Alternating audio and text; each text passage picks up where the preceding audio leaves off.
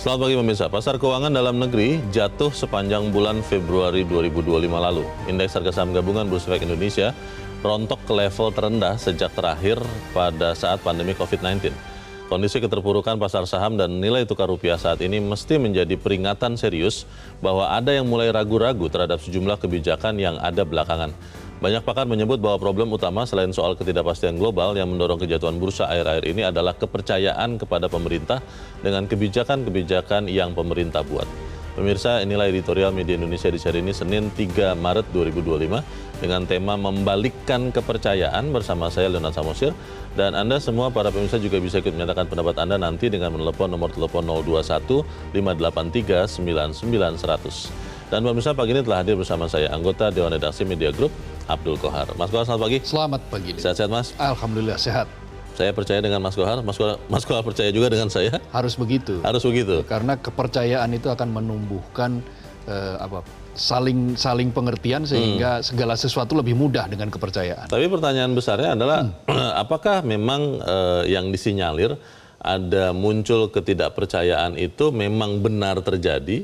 Atau apa yang terjadi dengan nilai tukar rupiah dan juga indeks di Bursa Efek Indonesia itu lebih semata-mata karena ketakutan orang akan langkah Presiden Donald Trump, lalu juga ketegangan-ketegangan geopolitik. Yang mana sebetulnya yang terjadi, Mas Kohar? Dua-duanya berpengaruh. Tetapi yang kita saksikan akhir-akhir ini adalah pertanyaan publik, mengapa ketika semua bursa saham di sejumlah negara itu rontok, tapi di Indonesia kerontokannya paling besar. Kita jatuh paling lebih dalam ya? Kita jatuh lebih dalam daripada bursa-bursa utama dunia. Nah, kita saksikan kedalaman ini dipengaruhi oleh apa? Kan pekan-pekan lalu kan orang menyaksikan mulai muncul ekspektasi adanya katakanlah Danantara ketika dimunculkan. Tetapi begitu Danantara muncul dengan sejumlah strukturnya, dengan berbagai kritik ya dari berbagai kalangan, akhirnya publik ragu-ragu, investor juga masih ragu-ragu, tidak jelas apa yang sedang terjadi. Lalu disusul kemudian ada Kejaksaan Agung mengumumkan tentang tersangka Direktur Utama PT Pertamina Patraniaga dengan beberapa direktur, yang di dalamnya kemudian menimbulkan kehebohan yang luar biasa. Publik disodori oleh kenyataan bahwa hal-hal yang mereka konsumsi sehari-hari dari bahan bakar minyak, akhirnya kehilangan trust, kehilangan kepercayaan muncul. Jadi selama ini apa yang saya konsumsi, kendaraan saya konsumsi, itu adalah sebuah bensin yang dioplos. Nah, muncul oplosan dan seterusnya. Tetapi dampak ini sangat luar biasa kan sekarang muncul ketidakpastian, muncul ketidakpercayaan. Nah, itu memengaruhi indikator-indikator ekonomi bursa dan rupiah. Nah, kita saksikan kan rupiah merosot tajam di angka 16.580 dan itu mendekati angka atau poin ketika di tahun 1998. Krisis moneter dulu krisis moneter di tahun 98. Betul. Nah, selain itu indeks harga saham kita saksikan pekan lalu jatuh ke posisi yang sangat rendah, 6.270. Itu poin yang hampir mirip dengan situasi di September 2021 atau hampir 4 tahun yang lalu. COVID ya? Setelah COVID, ya ketika COVID, oke, memang 4.500-an, 4.600-an. Tetapi ketika mulai COVID reda, itu kan mulai naik lagi. Nah, kemudian naik terus bahkan sampai 7.000 lebih. Nah, sekarang kita saksikan posisinya berada di posisi ketika kita baru selesai COVID. Baru belum selesai sih, belum dinyatakan selesai. Baru mau akan bangkit dari COVID. Dan yang menyeret jatuh itu saham-saham besar yang beberapa diantaranya adalah perusahaan yang masuk ke Danantara, Mas. Betul, dan itu sesuatu yang boleh akhirnya ditafsirkan sebagai bentuk keraguan-raguan. Setidak-tidaknya keraguan-raguan, kalau tidak boleh dikatakan sebagai ketidakpercayaan. Nah, keraguan-raguan atas sebuah struktur, bahwa betulkah bahwa dana yang saya taruh itu nanti akan betul-betul dimanfaatkan secara benar, secara baik. Jangan-jangan nanti digunakan atau diinvestasikan untuk hal-hal yang sebetulnya selama ini tidak disukai atau masih menimbulkan tanda tanya gitu loh. Nah, hal-hal semacam itu yang menyebabkan ikut mendorong kejatuhan saham secara lebih dalam. Kalau dibilang membalikan kepercayaan kan artinya harus ada pengakuan bahwa yang mau membalikan kepercayaan ini juga harus sama-sama mengakui kepercayaan orang-orang kepada dirinya memang berkurang. Kalau analoginya saya pakai, dokter selalu bilang langkah pertama pasien untuk sembuh adalah mengakui bahwa memang ada penyakit, ada gangguan pada kesehatannya. Tapi kalau itu tidak terjadi, tidak akan bisa sembuh. Pertanyaannya adalah kalau kemudian yang kita harapkan membalikan kepercayaan itu tidak mengakui bahwa memang ada kekurangan kepercayaan dari orang-orang kepada dirinya, bagaimana mungkin? Itu akan kita bahas, Mas Koa, dan pemirsa. Inilah editorial Media Indonesia untuk hari ini, Senin 3 Maret 2025, membalikan kepercayaan.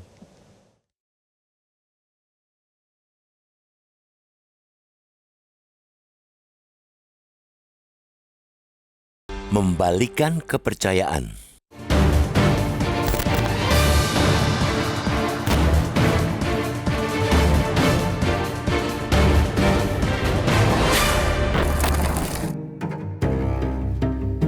Pasar keuangan dalam negeri terjerembab sepanjang Februari 2025 lalu. Indeks harga saham gabungan atau IHSG di perdagangan Bursa Efek Indonesia atau BEI rontok ke level terendah sejak kejatuhan terakhir pada saat pandemi COVID-19. IHSG ambruk sekitar 8% selama Februari ke level 6.270,60 pada Jumat 28 Februari. Kapitalisasi di pasar bursa juga terus tergerus dan tinggal menyisakan 10.880 triliun rupiah pada akhir pekan lalu. Pada pekan sebelumnya, kapitalisasi pasar bursa masih senilai 11.786 triliun rupiah. Sepanjang hari di akhir pekan kemarin, investor asing bahkan sampai mencetak net sale sebesar 2,91 triliun rupiah. Dengan banyaknya investor asing yang keluar, rupiah pun ikut terjungkal. Pada Jumat 28 Februari, pergerakan rupiah ditutup di level 16.596 rupiah per dolar Amerika Serikat. Angka itu tidak hanya anjlok 0,86% dari hari sebelumnya, tapi juga merupakan level terburuk rupiah sejak era reformasi. Indonesia terakhir mencatat kurs rupiah 16.650 per dolar Amerika Serikat pada 17 Juni 1998 silam. Betul bahwa melemahnya indeks saham di pasar dalam negeri ini salah satunya akibat terseret oleh pasar saham global maupun regional yang terus mengalami tekanan. Bursa di Asia sepanjang bulan lalu terpantau berada di jalur merah. Tidak salah pula bila ada faktor dari program ekonomi Presiden Amerika Serikat, Donald Trump, terutama dengan kebijakan tarifnya yang masih memanas, serta kebijakan Bank Sentral Amerika Serikat, The Fed, yang menahan suku bunga untuk waktu lama, higher for longer. Kedua faktor itu membuat investor cenderung meninggalkan emerging market termasuk Indonesia. Ketidakpastian global, suka tidak suka, masih menjadi faktor yang memengaruhi pasar domestik. Belum lagi ada keputusan Morgan Stanley yang menurunkan peringkat indeks MSCI Indonesia dari equal weight menjadi underweight. Semua variabel itu saling berhimpun, yang pada akhirnya menyebabkan pergerakan saham dan rupiah lesu darah.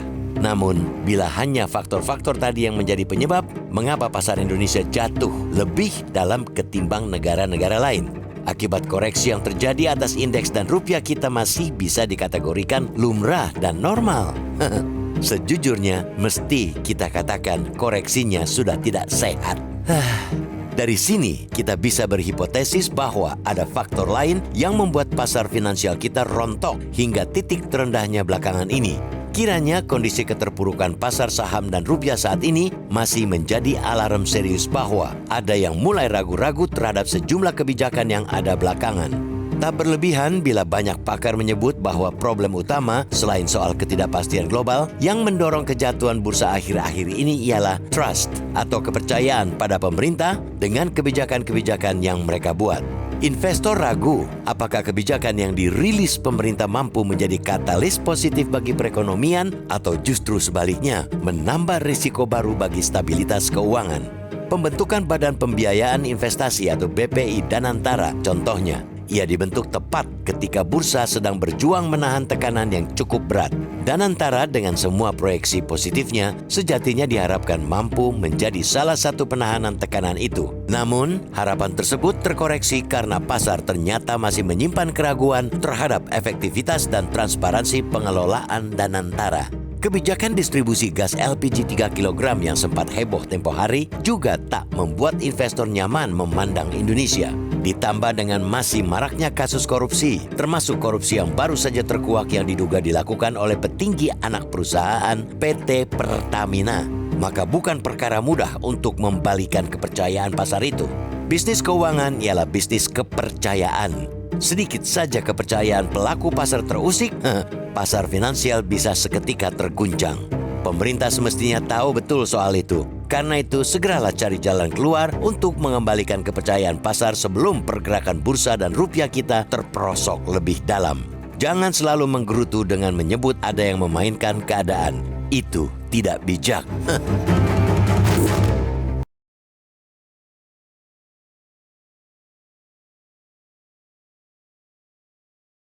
Di bagian berikut Anda bisa ikut menyatakan pendapat Anda terkait editorial pagi ini. Pemirsa, untuk saat ini tetaplah bersama kami.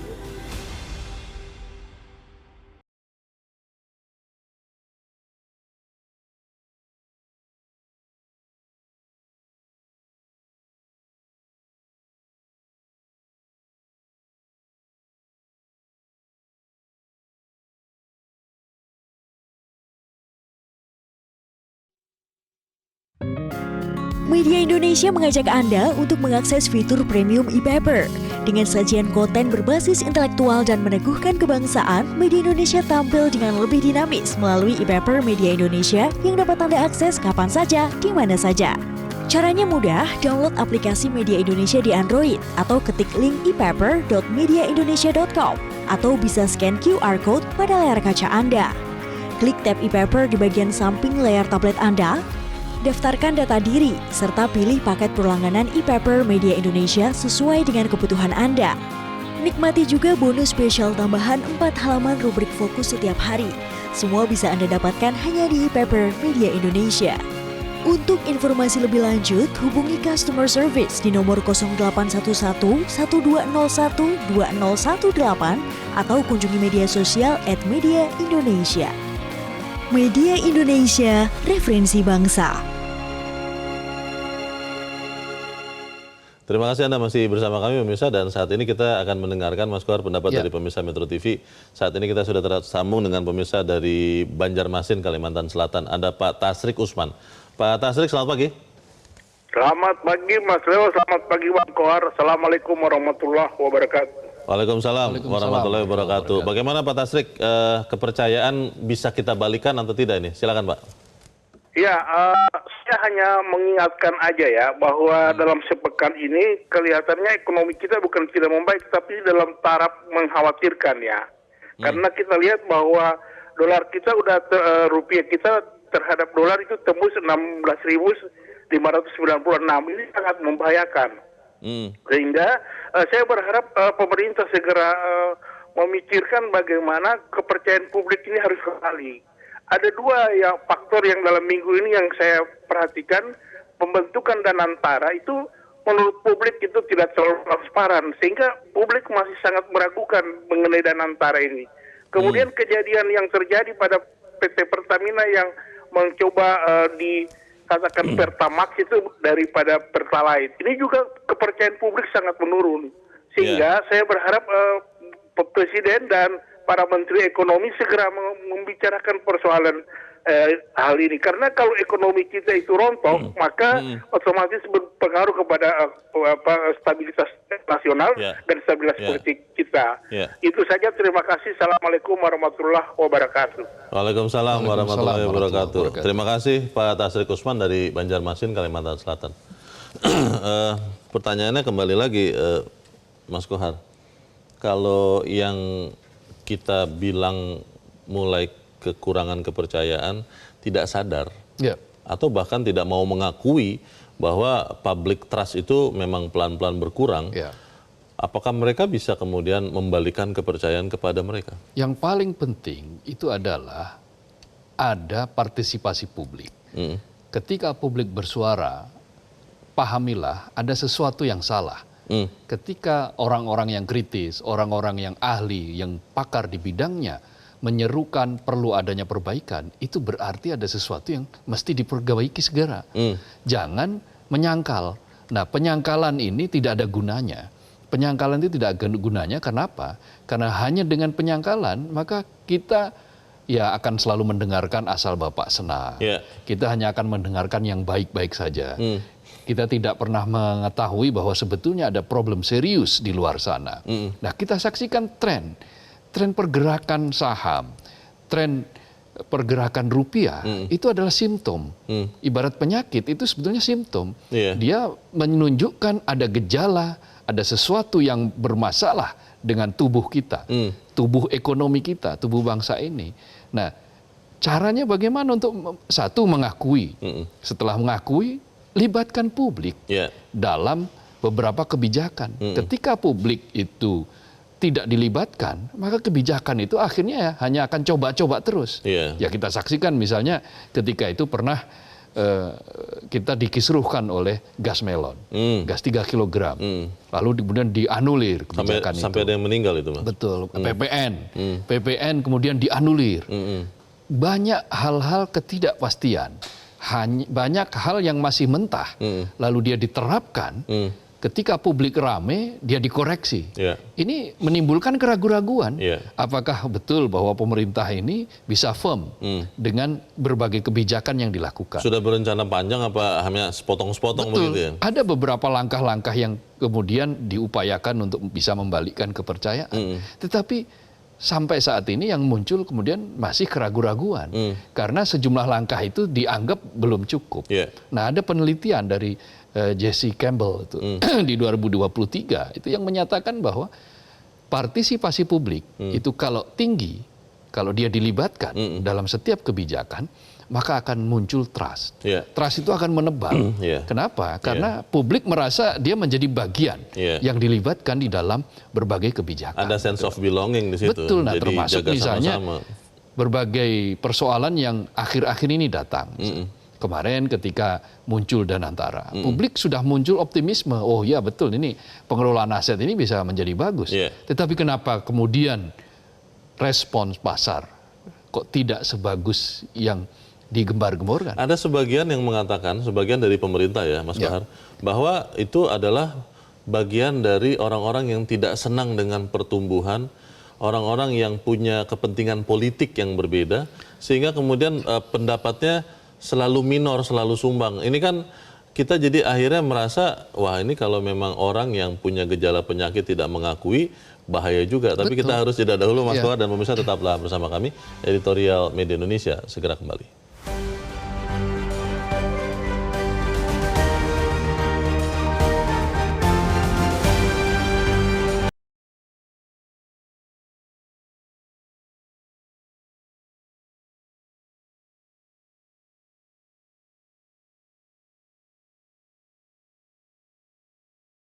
Terima kasih Anda masih bersama kami pemirsa, dan kita ada di bagian akhir dari diskusi kita pagi ini. Mas Bahar, bagaimana kemudian kita bisa meyakinkan pemerintah untuk mau mendengarkan masukan dan tidak merasa bahwa masukan-masukan itu adalah sesuatu yang bertujuan menjatuhkan pemerintah? Iya, sampai mungkin pada situasi ketika fakta menunjukkan bahwa perekonomian kita atau indikator-indikator ekonomi kita berada pada titik nadir. Tetapi itu justru sangat berbahaya. Karena kita akan sulit untuk bangkit. Nah, keyakinan boleh, optimisme harus. Ya, tetapi penyangkalan jangan. Jangan selalu berlindung di balik bahwa ini ada yang memainkan. Jangan selalu menggerutu dengan menyebut bahwa ini adalah politisasi. Ada pihak-pihak yang tidak suka lalu memainkan agar ekonomi tidak jalan dan seterusnya. Kalau selamanya model-model yang digunakan adalah model-model penyangkalan seperti itu, maka publik akan semakin kehilangan kepercayaan. Nah, supaya kepercayaan itu bisa balik, ya pertama tentu saja lakukan segera berbagai macam diagnosis. Setelah diagnosis, lakukan sejumlah aksi yang tepat. mana langkah jangka pendek, langkah yang sangat darurat, mana langkah segera, mana langkah yang kemudian urgent, harus dihitung. Yeah. Jangan pokoknya saya maunya ini, pokoknya saya maunya ini. Silakan kalau yakin dengan pokoknya yang penting adalah bagaimana perencanaannya. Perencanaannya juga harus dilakukan mitigasi. Apabila ternyata yang direncanakan kemudian dijalankan itu tidak sesuai dengan ekspektasi, maka harus ada sejumlah langkah mitigasi. Nah, sejauh ini langkah-langkah mitigasi ini terbukti belum sepenuhnya efektif untuk mengendalikan keadaan. Ya, buktinya pasar sampai dalam 2 pekan terakhir merespon negatif. Dalam 2 bulan di tahun 2025 saja itu sudah 21,89 triliun dana asing itu kabur. Dana asing keluar dari Indonesia. Itu kan menunjukkan ada hal-hal yang meragukan. Wait and see atau hal meragukan. Mungkin belum sampai pada tahap kehilangan kepercayaan. Tetapi ini alarm. Ini peringatan serius agar kita jangan sampai menunggu titik nadir baru kita percaya bahwa kita punya masalah. Kita percaya Presiden Prabowo adalah orang yang selalu mengatakan dan akan melakukan bahwa akan memberikan jiwa raganya untuk bangsa Indonesia. Dan apa yang kita sampaikan di sini semoga juga diterima sebagai masukan yang membangun ya Mas Qadir. Kita harap kepercayaan itu akan kembali. Mas Abdul Qadir, terima kasih sudah hadir di tempat ini. Terima kasih Bung Leo, selamat pagi. Pemirsa, bisnis keuangan adalah bisnis kepercayaan. Sedikit saja kepercayaan pelaku pasar terusik, pasar keuangan bisa seketika terguncang. Pemerintah semestinya tahu betul soal itu. Karena itu segeralah cari jalan keluar untuk mengembalikan kepercayaan pasar sebelum pergerakan bursa dan rupiah terperosok lebih dalam. Jangan selalu menggerutu dengan menyebut ada yang memainkan keadaan. Itu tidak bijak.